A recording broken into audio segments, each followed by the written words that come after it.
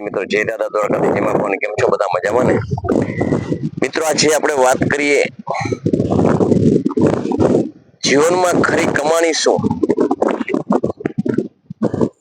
આપણે રાબેતા મુજબ જીવન જીવીએ છીએ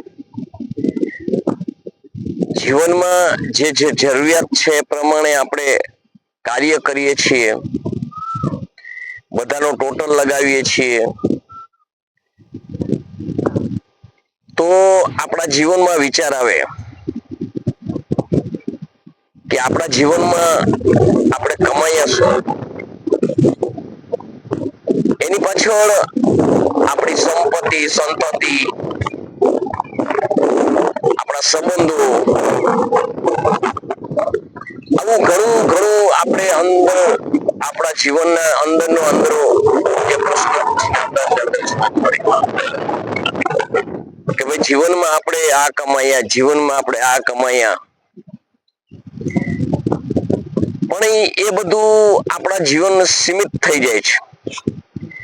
આપણી કમાણી આપણા પરિવાર માટે આપણા સંબંધો માટે ક્યાં સુધી તો કે આપણા જે પોતિકા સંબંધો છે ત્યાંથી સીમિત થઈ જાય છે પણ મિત્રો વાત એવી છે ને કે જીવનમાં સાચું શું કમાયા એમ જીવનમાં સાચું શું કમાયા એટલે એમાં ભૌતિક સુખો જે છે આપણા ભૌતિક જરૂરિયાતો જે છે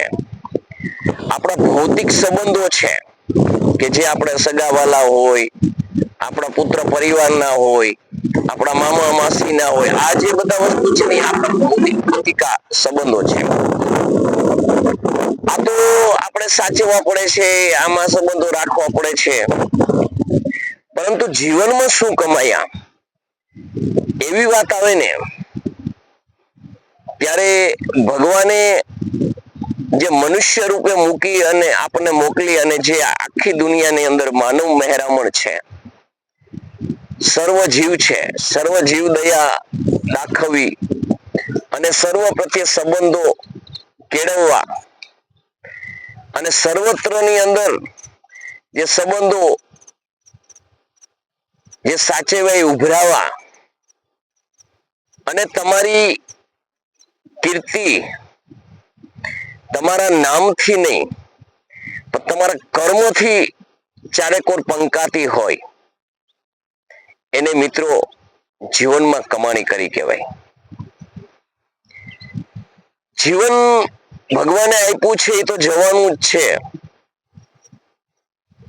છે જે સમય આપણી સામે આવ્યો છે એ સમય સતત પસાર થઈ રહેલો જ છે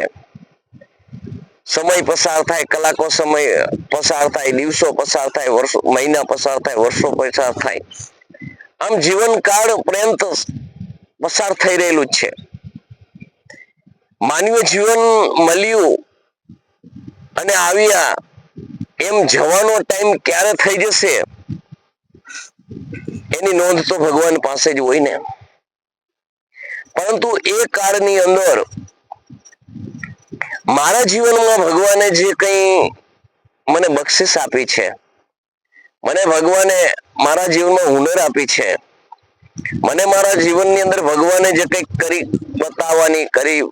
કરવાની જે તાકાત આપી છે એના થકી મારું જીવન ખીલે એવું મેં શું કર્યું આવી કમાણી છે ને એની નોંધ લેવી જોઈએ ત્યારે માણસને ખબર પડે કે જીવન પર્યંત જે કાર્ય પોતે કર્યું કમાણી કરી એ કમાણી એના પાસે શૂન્ય થઈ જાય કારણ કે જે કમાણી માણસે કરી છે એ પોતાની જે પોતાને નિભાવવામાં આવેલી જવાબદારી મુજબ કરી છે એ પોતે માનવીય જીવન મળ્યું છે પોતાને કરવું જ જોઈએ એ જ કર્યું છે ને એનાથી સંતુષ્ટ માન્યો છે માણસ તો એને માનવીય જીવનની કમાણી ન કહેવાય એ પોતાના સંસાર જીવનની કમાણી કહેવાય પોતાના પારિવારિક સંબંધોની કમાણી કહેવાય પરંતુ અન્ય સમાજની અંદર, અન્ય કોઈ પણ સમાજની જાતિ ભાતિના ભેદભાવ છોડી અને મને બનાવેલો માણસ ના નાતે સામો માણસ છે, સામે સ્ત્રી છે,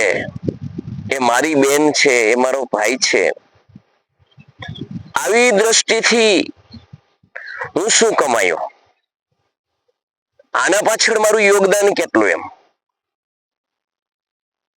આનું ખરેખર જીવનમાં માણસ ટોટલ મારે અને આનું સરવૈયું કરે અને એ સરવૈયાના જે આંકડા આવે ને જીવનમાં, એને મિત્રો કમાણી કહેવાય.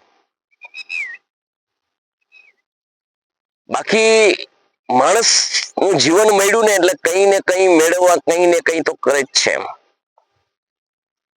પણ કયા અર્થથી કરે છે, કયા માધ્યમથી કરે છે, કોના માટે કરે છે ને શા માટે કરે છે, આ વસ્તુ બહુ જરૂરી છે. જીવનમાં આવી કમાણી માણસ કરી ક્યારે શકે? તો મિત્રો,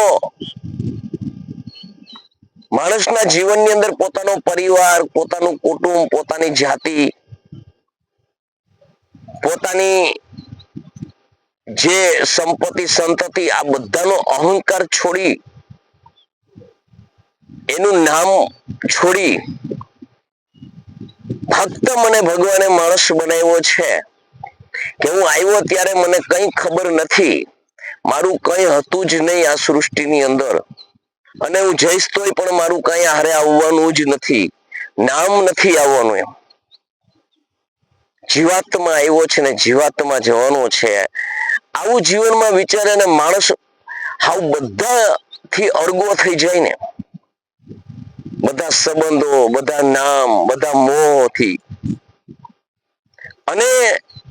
સર્વત્ર મારું પોતીકું, આ જગત ભગવાને બનાવેલું મારું જ છે, એમાં કોઈ ભેદભાવની દ્રષ્ટિ ન રહે ને, ત્યારે માણસ છે ને એ પોતાનું કમાણી કરી શકે.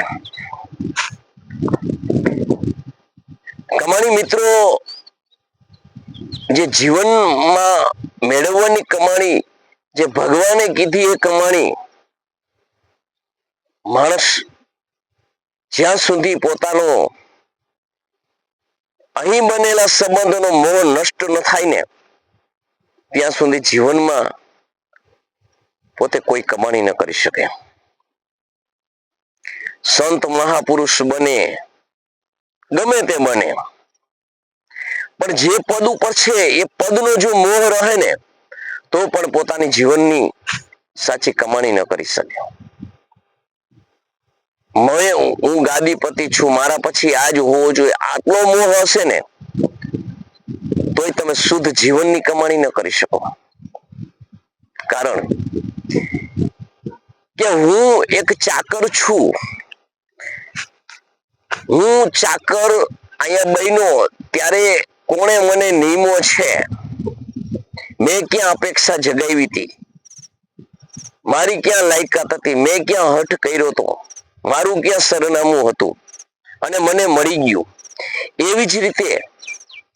જે જેનું હશે એને મળી જશે. આવું જીવનમાં વિચારસરણી થઈ જાય ને, એ માણસ પોતાના જીવનની કમાણી કરી શકે. બાકી